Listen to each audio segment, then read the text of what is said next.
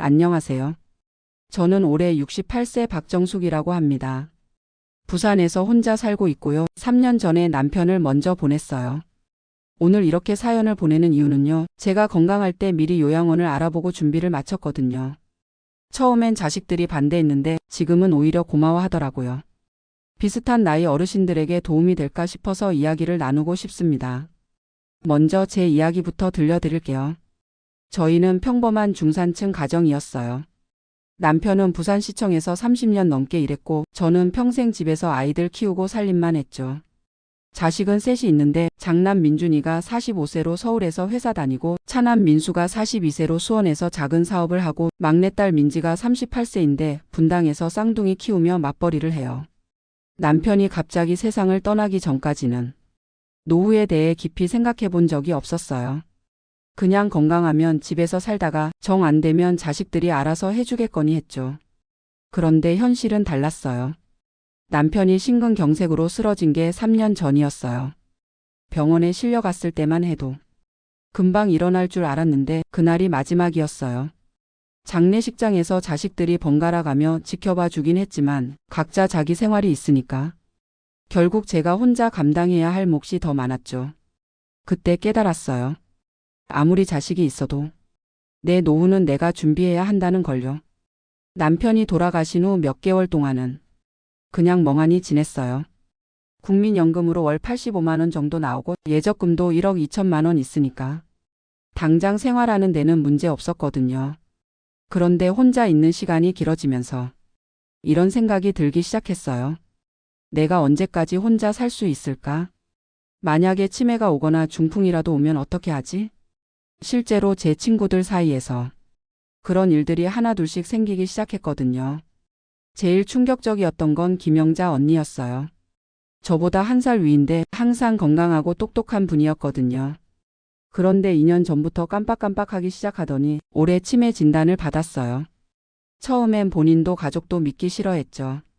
영자 언니 큰아들 내외가 어머니를 모시고 살려고 했는데 막상 해보니까 너무 힘들더라고요. 며느리가 직장을 그만둬야 했고 아들은 스트레스로 우울증까지 생겼어요. 결국 요양원에 모셨는데 그때까지 아무 준비도 안 되어 있으니까 급하게 아무 데나 보내게 된 거죠. 제가 가봤는데 정말 마음이 아프더라고요. 시설도 낡았고 냄새도 나고 영자 언니가 그렇게 초라해 보일 수가 없었어요. 그 모습을 보니까 나도 나중에 저렇게 될 수 있구나 하는 생각이 들면서 등골이 서늘해졌어요. 그때부터 본격적으로 노후 준비를 시작했어요. 먼저 인터넷으로 요양원에 대해 찾아봤는데 생각보다 복잡하더라고요. 장기 요양 등급이라는 걸 받아야 하고 등급에 따라 비용도 다르고 시설도 천차만별이고요. 구청에도 가서 상담 받아보고 친구들한테도 물어보고 정보를 모으는 데만 한 달이 넘게 걸렸어요. 그런데 알면 알수록 미리 준비해야겠다는 생각이 확고해졌어요. 처음에는 솔직히 요양원에 대한 편견이 있었어요. 집에서 못 키우는 불효자들이 버리는 곳. 이런 생각도 있었고 내가 요양원에 들어간다는 게 말이 되나. 이런 마음도 있었죠. 그런데 직접 발품을 팔아 다니면서 생각이 바뀌었어요. 요즘 요양원은 예전과 완전히 달라져 있더라고요. 물론 나쁜 곳도 있지만 정말 좋은 곳들도 많았어요. 첫 번째로 간 곳은 집에서 가까운 곳이었는데 정말 실망스러웠어요. 들어가자마자 소변 냄새가 확 올라오고 복도에는 어르신들이 의자에 앉아서 그냥 멍하니 계시고 직원들도 너무 바빠 보이더라고요. 아, 이런 곳에는 절대 오면 안 되겠다 싶었죠. 그래서 좀 더 멀리 있는 곳도 가보기 시작했어요. 6개월 동안 부산과 김해, 양산까지 20여 곳을 직접 가봤어요. 버스 타고 다니기 힘들어서 택시비만 몇십만 원 나갔지만 제 노후가 걸린 일이니까 아끼지 않았어요. 다니다 보니까 좋은 요양원과 나쁜 요양원을 구분하는 기준이 생기더라고요. 첫 번째는 냄새예요. 좋은 곳은 들어가자마자 깨끗한 냄새가 나요. 나쁜 곳은 아무리 청소를 해도 뭔가 찜찜한 냄새가 나거든요. 두 번째는 어르신들 표정이에요. 좋은 곳에 계신 분들은 비록 몸은 불편하셔도 표정이 밝으시더라고요. 직원들과도 자연스럽게 대화하시고요. 세 번째는 직원들 태도예요.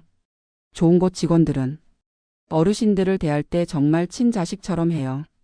말투도 다정하고 작은 것 하나하나까지 신경 써주고요. 그렇게 다니다가 드디어 마음에 드는 곳을 찾았어요. 해운대구에 있는 사랑채 요양원이라는 곳인데 정말 깨끗하고 체계적으로 운영되고 있더라고요. 들어가자마자 로비가 호텔 같았어요. 어르신들은 각자 취미 활동을 하고 계시고 음악치료, 미술치료, 운동치료까지 다양한 프로그램이 있었어요. 식당도 가봤는데 정말 깨끗하고 메뉴도 다양했어요. 제일 인상 깊었던 건 박 간호사님이라는 분이었어요. 45세 정도 되어 보이는 여성분인데 이 분야에서 20년 넘게 일하신 베테랑이셨어요. 제가 이것저것 물어봐도 정말 친절하고 자세하게 설명해 주시더라고요. 어르신 미리 준비하시는 게 정말 현명한 일이에요. 갑자기 응급 상황이 생기면 가족들이 당황해서 제대로 된 곳을 못 찾거든요. 건강할 때 미리 알아보고 준비해 두시면 마음도 편하고 가족들도 안심할 수 있어요. 박 간호사님 말씀이 정말 맞더라고요. 비용도 알아봤는데 장기 요양 3등급 기준으로 본인 부담금이 월 40만 원 정도, 식비와 간식비 등 비급여가 월 30만 원 정도, 그 외 개인 용품비나 병원비 등까지 합치면 월 120만 원 정도 들 것 같더라고요. 제 경제 상황으로는 충분히 감당할 수 있는 금액이었어요. 예적금 1억 2천만 원을 월 120만 원씩 쓴다고 하면 8년 넘게 쓸 수 있고 국민연금도 계속 나오니까요. 그래서 그 자리에서 대기자 명단에 등록했어요. 좋은 요양원은 대기자가 많아서 1년에서 2년까지 기다려야 한다고 하더라고요. 미리 등록해두고 실제로 필요할 때 연락받는 시스템이었어요. 집에 와서 자식들한테 이야기했는데 처음엔 모두 반대했어요. 민준이가 가장 반대가 심했어요. 엄마, 뭔 소리예요? 아직 건강하신데 왜 벌써 그런 생각을 해요? 엄마 모실 건 저희가 알아서 할 테니까. 그런 걱정하지 마세요. 민수도 마찬가지였어요. 엄마가 요양원에 들어간다니 동네 사람들이 뭐라고 하겠어요. 우리가 불효자 소리 듣는 것도 싫고 엄마도 그런 곳에 가시면 안 되죠.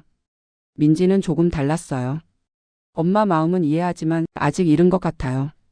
몇 년 더 건강하게 지내시다가 정말 필요할 때 생각해봐요. 저는 이런 반응이 나올 줄 알았어요. 그래서 차근차근 설명했죠. 얘들아, 엄마가 갑자기 쓰러지거나 치매가 와서 정신이 없어지면 너희들이 얼마나 힘들겠니? 직장도 다녀야 하고 너희 가정도 돌봐야 하는데 엄마까지 모시려면 감당이 안 될 거야. 그리고 급하게 찾은 요양원은 좋지 않을 가능성이 크다. 건강할 때 미리 좋은 곳 알아보고 준비해 두면 나도 마음 편하고 너희들도 안심할 수 있잖니. 그래도 자식들은 쉽게 수긍하지 않았어요. 특히 민준이는 엄마를 서울로 모셔올 생각도 했는데 왜 그런 결정을 혼자 하세요? 하면서 서운해했어요. 그때 제가 이렇게 말했죠. 민준아, 솔직히 말해봐라. 내가 엄마를 모시고 살 수 있겠니? 너도 회사 일 바쁘고 애들 교육비, 집 대출 이런 거 다 생각하면 경제적으로도 만만치 않을 거고 며느리한테도 큰 부담이 될 거 아니야? 민준이도 할 말이 없었나 봐요. 실제로 맞는 말이었거든요. 그 후로 몇 달 동안 자식들과 여러 번 대화를 나누면서 천천히 설득했어요. 중간에 요양원도 함께 가봤고 비용 계산도 같이 해봤어요. 자식들 생각이 바뀌기 시작한 건 제가 실제로 일주일 체험 입소를 했을 때였어요. 사랑채 요양원에서 가족들 이해를 돕기 위해 단기 체험 프로그램을 운영한다고 해서 일주일 동안 실제로 들어가서 살아봤어요. 처음에는 어색했지만 생각보다 괜찮더라고요. 아침 7시에 일어나서 간단한 체조를 하고 8시에 아침 식사를 해요. 음식도 맛있고 영양도 균형 잡혀 있더라고요. 오전에는 각자 취미 활동을 하고 오후에는 물리치료나 작업치료를 받아요. 저녁에는 함께 TV도 보고 간단한 게임도 하면서 시간을 보내죠. 가장 좋았던 건 같은 나이대 어르신들과 자연스럽게 친구가 될 수 있다는 거예요. 집에서 혼자 있을 때는 하루 종일 말 한마디 안 할 때도 있는데 여기서는 항상 누군가와 대화할 수 있었어요. 특히 이현숙 언니라는 분과 친해졌는데 이분도 저처럼 미리 준비해서 2년 전에 들어오신 분이었어요. 처음엔 자식들이 반대했지만 지금은 모두 만족한다고 하시더라고요. 일주일 후에 집으로 돌아왔을 때 자식들이 깜짝 놀랐어요. 제가 오히려 더 밝아져 있었거든요. 민지가 그러더라고요. 엄마, 뭔가 표정이 밝아지신 것 같아요. 혼자 계실 때보다 더 활기차 보여요. 민수도 마찬가지였어요. 엄마가 거기서 친구도 사귀고 재밌게 지내시는 모습을 보니까 생각이 좀 바뀌었어요. 엄마 혼자 집에서 외롭게 지내시는 것보다 그런 곳에서 또래분들과 함께 지내시는 게 더 좋을 수도 있겠구나 싶어요. 민준이도 결국 이해해 주었어요. 엄마 결정을 존중할게요. 다만 조건이 있어요. 한 달에 한 번씩은 꼭 면회 가겠고, 혹시 엄마가 적응 못하시거나 문제가 생기면 언제든지 모셔올 거예요. 그렇게 해서 가족 모두가 제 결정에 동의하게 되었어요.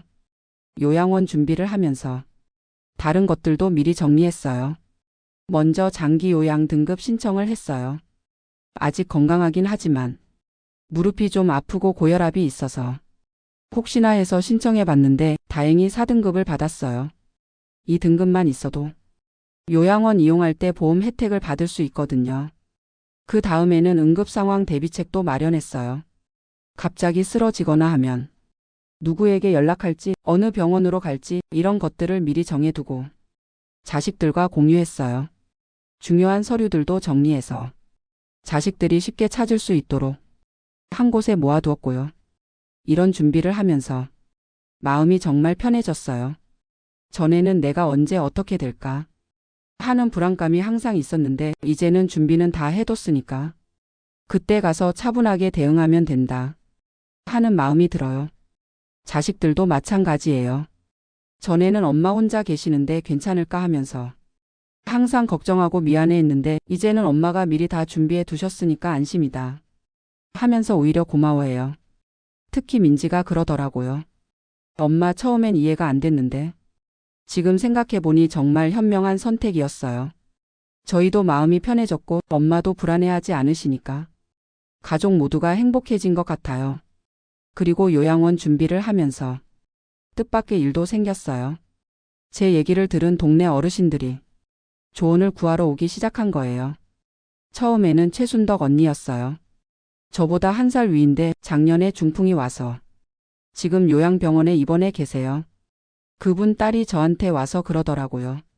정숙 언니 엄마 요양원 옮기려고 하는데 어디가 좋을까요? 언니가 미리 알아보신 곳들 중에 추천해 주실 만한 데 있나요? 저는 당연히 제가 알아본 정보를 다 알려드렸죠. 좋은 요양원 리스트도 주고 견학 갈 때 체크해야 할 포인트도 알려드리고 비용 계산하는 방법도 가르쳐 드렸어요. 그 후로 입소문이 났나 봐요. 한 달에 2-3분씩은 저한테 상담을 받으러 오세요. 어떤 분은 아예 메모지를 가져와서 제 말을 받아쓰기도 하더라고요. 그분들과 이야기하면서 제가 얼마나 잘한 일인지 더욱 확신하게 되었어요. 김미자 언니 같은 경우는 아들이 갑자기 교통사고를 당했어요. 다행히 생명에는 지장이 없었지만 몇 달 동안 입원해야 하는 상황이 되었죠. 그런데 어머니를 돌볼 사람이 없어서 급하게 요양원을 찾아야 했거든요. 급한 마음에 아무 곳이나 보냈는데 정말 후회스럽다고 하더라고요. 시설도 안 좋고 직원들도 불친절하고 무엇보다 어머니가 너무 힘들어 하신다고요. 정숙이 말을 들을 걸 그랬어요. 미리미리 준비하라고 했을 때 그냥 넘겼는데 정말 후회돼요. 박영숙 언니도 비슷한 경우였어요. 치매 초기 증상이 나타나기 시작했는데 가족들이 모두 부정하면서 아무 준비도 안 하고 있다가 갑자기 상태가 악화되어서 허둥지둥했다고 하더라고요. 이런 얘기들을 들으면서 역시 미리 준비하는 게 맞구나 하는 생각이 더욱 확고해졌어요. 지금 저는 정말 마음이 편해요. 물론 아직 건강하니까 당장 요양원에 들어갈 필요는 없어요. 하지만 언제든지 필요하면 좋은 곳으로 갈 수 있다는 안전망이 있으니까 하루하루를 더 여유롭게 보낼 수 있어요. 요양원 대기 명단에 올라가 있으니까 6개월에 한 번씩 안부 전화도 와요. 건강 상태는 어떤지, 입소 계획에 변화는 없는지 확인해 주시거든요. 그럴 때마다 내가 정말 잘 준비해뒀구나 하는 생각이 들어요. 그리고 남은 건강한 시간을 더 의미 있게 보내게 되었어요. 전에는 혼자 어떻게 살지 하는 불안감 때문에 우울했는데 이제는 건강할 때 하고 싶은 일을 해보자 하는 적극적인 마음이 생겼어요. 작년부터 노인대학에도 다니기 시작했고 서예도 배우고 가끔 친구들과 여행도 가요. 요양원 갈 날을 위해서 돈을 아끼고 있긴 하지만 그렇다고 지금을 포기할 필요는 없으니까요. 자식들과의 관계도 훨씬 좋아졌어요. 전에는 자식들이 올 때마다 엄마 혼자 계시는데 괜찮으세요? 뭔가 필요한 거 없으세요? 이런 식으로 걱정스러워했는데 지금은 그런 부담 없이 편하게 대화할 수 있어요. 특히 며느리들이 좋아해요. 전에는 시어머니가 혼자 계시니까 마음 한편으로 죄송하고 부담스러웠는데 이제는 어머니가 워낙 철저하게 준비해 두셔서 저희가 오히려 배우고 있어요. 하면서 감탄해요. 그래서 요즘에는 가족 모임이 더 즐거워졌어요. 서로 부담스러워하지 않고 진짜 가족끼리 만나고 싶어서 만나는 그런 분위기가 되었거든요. 손주들도 할머니가 독립적이고 계획적인 모습을 보면서 뭔가 배우는 게 있는 것 같아요. 민지 애들이 그러더라고요. 할머니는 정말 멋져요. 나이가 들어도 자기 일을 스스로 결정하고 준비하시니까요. 이런 얘기들을 들으면 제가 한 일이 단순히 저만을 위한 게 아니라 가족 전체에게 도움이 되는 일이었구나 하는 생각이 들어요. 요즘에는 또 다른 준비도 하고 있어요. 유언장을 써두고 제 장례는 어떻게 치를 건지, 재산은 어떻게 나눌 건지 이런 것들도 미리 정해 두려고 해요. 자식들은 아직 그런 얘기하기 이르다. 하지만 저는 미리 정해 두는 게 모두에게 좋다고 생각해요. 물론 처음에는 이런 준비를 하는 게 우울하고 무서웠어요. 내가 정말 늙었구나, 죽음이 가까워졌구나 하는 생각도 들었고요. 하지만 막상 해보니까 오히려 마음이 가벼워졌어요. 불확실한 미래에 대한 불안감이 줄어들고 현재를 더 소중하게 여기게 되었거든요. 제 친구들 중에는 아직도 이런 준비를 꺼리는 분들이 많아요. 아직 건강한데 왜 벌써 그런 생각을 해? 그런 얘기하면 정말로 그렇게 될까봐 무서워. 이런 반응들이에요. 하지만 저는 이렇게 생각해요. 준비한다고 해서 그 일이 빨리 일어나는 건 아니에요. 오히려 준비해 두면 그 일이 닥쳤을 때 당황하지 않고 현명하게 대처할 수 있어요. 실제로 작년에 제가 독감에 걸려서 고열이 나고 며칠 동안 혼자 움직이기 힘들었을 때가 있었어요. 전에 같았으면 자식들한테 연락해서 엄마가 아프니까 누가 와서 돌봐달라 했을 텐데 이번에는 미리 알아둔 제가 돌봄 서비스를 이용했어요. 하루에 2번씩 도우미 아주머니가 와서 약 챙겨주고 죽 끓여주고 간단한 청소도 해주고 가더라고요. 비용도 하루에 5만 원 정도밖에 안 들었고 자식들한테는 사후에 연락해서 엄마가 독감 걸렸다가 나았다. 이렇게만 얘기했어요. 자식들이 깜짝 놀라면서 왜 미리 연락 안 하셨어요? 했는데 저는 이미 다 나았는데 뭘 걱정시켜 하면서 웃어 넘겼어요. 그런데 속으로는 정말 뿌듯했어요. 아, 내가 혼자서도 이런 상황을 잘 헤쳐나갈 수 있구나 하는 자신감이 생겼거든요. 이런 경험들을 통해서 노후 준비라는 게 단순히 요양원 알아보는 것만이 아니라 삶의 모든 영역에서 스스로를 돌볼 수 있는 시스템을 만들어가는 일이라는 걸 깨달았어요. 지금 제가 하고 있는 준비들을 정리해보면 이래요.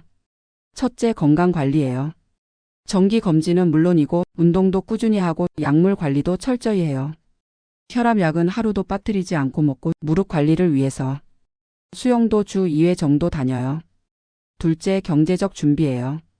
요양원 비용은 이미 계산해뒀고 그 외에 의료비나 돌봄 서비스 비용까지 고려해서 여유 자금을 확보해 두었어요. 큰 지출 없이 10년은 버틸 수 있을 정도로요. 셋째, 사회적 관계 유지예요. 친구들과 정기 모임도 하고 노인대학에서 새로운 인연도 만들고 자원봉사 활동도 하면서 사회와의 연결고리를 유지하려고 해요. 넷째, 정신적 준비예요. 독서도 하고 새로운 것도 배우면서 치매 예방에도 신경 쓰고 무엇보다 긍정적인 마음가짐을 유지하려고 노력해요. 이런 준비들이 모두 연결되어 있다는 걸 느껴요. 건강하게 지내야 경제적 부담도 줄어들고 사회활동도 활발히 할 수 있고 정신적으로도 안정되거든요. 물론 완벽한 준비라는 건 없어요. 예상치 못한 일들이 언제든지 생길 수 있으니까요. 하지만 준비할 수 있는 건 최대한 준비해 두면 그런 상황에서도 조금 더 현명하게 대처할 수 있을 거예요. 요즘 뉴스를 보면 고령화 사회니 노인 문제니 하는 얘기들이 많이 나와요. 그런 걸 들을 때마다 우리 세대가 준비를 잘해야 다음 세대에게 부담을 덜 줄 수 있겠구나 하는 생각이 들어요. 우리가 자식들에게 공부해라, 취업해라 하면서 미래를 준비하라고 했듯이 이제는 우리 스스로가 노후를 준비해야 할 때인 것 같아요. 그런 의미에서 비슷한 나이 어르신들께 정말 간곡히 말씀드리고 싶어요. 건강할 때 미리 준비하세요. 요양원도 알아보시고 경제적 계획도 세우시고 가족들과도 충분히 대화하세요. 처음에는 자식들이 반대할 수도 있어요. 아직 이르다 우리가 모실 건데 왜 그러냐. 이런 말들을 할 거예요. 하지만 끝까지 설득하세요. 진짜 가족을 사랑한다면 미리 준비하는 게 맞아요. 그리고 무엇보다 자기 자신을 위해서라도 하세요. 준비해 둔다고 해서 당장 그곳에 가야 하는 건 아니에요. 하지만 준비해 두면 마음이 정말 편해져요. 저는 지금 앞으로 10년, 20년을 더 건강하게 지낼 수 있기를 바라지만 만약 내일 당장 무슨 일이 생긴다 해도 충분히 준비되어 있어요. 그런 마음가짐으로 살다 보니 오늘 하루하루가 더 소중하고 감사하게 느껴져요. 얼마 전에 민준이가 이런 말을 하더라고요. 엄마 보면서 많이 배워요. 나이가 들어도 자기 인생을 스스로 결정하고 책임지는 모습이 정말 멋있어요. 저도 나중에 엄마처럼 현명하게 늙고 싶어요. 이런 말을 들으니까 제가 한 선택이 정말 옳았다는 확신이 들었어요. 마지막으로 같은 고민을 하고 계실 어르신들께 말씀드리고 싶은 건요. 나이 드는 게 부끄러운 일이 아니라는 거예요. 요양원에 가는 것도 불효라거나 비참한 일이 아니에요. 인생의 마지막 단계를 어떻게 보낼 건지 스스로 결정하고 준비하는 건 그게 바로 진정한 어른의 모습이라고 생각해요. 우리가 살아온 시대만 해도 평균 수명이 지금보다 훨씬 짧았잖아요. 하지만 지금은 80대, 90대까지 사는 분들이 많아졌어요. 그만큼 노후에 대한 준비도 더 체계적으로 해야 하는 거죠. 건강할 때 미리 준비하는 것, 그게 우리 세대가 다음 세대에게 줄 수 있는 가장 큰 선물이라고 생각해요. 저는 앞으로도 건강관리 열심히 하면서 하루하루 즐겁게 살다가 정말 필요할 때가 되면 미리 준비해둔 곳에서 편안하게 지낼 생각이에요. 그리고 그때까지는 비슷한 고민을 하는 분들께 제 경험을 나누면서 조금이라도 도움이 되고 싶어요. 혹시 이야기를 들으시는 분들 중에서 비슷한 준비를 하고 계시거나 고민하고 계신 분들이 있으시다면 혼자 고민하지 마시고 가족들과도 충분히 대화하시고 전문가들의 도움도 받으시길 바라요. 준비하는 건 결코 포기하는 게 아니에요. 오히려 남은 시간을 더 의미 있게 보내기 위한 현명한 선택이라고 생각해요. 지금까지 긴 이야기 들어주셔서 고맙습니다. 모든 분들이 건강하고 행복한 노후를 보내시길 바라면서 이만 줄이겠습니다.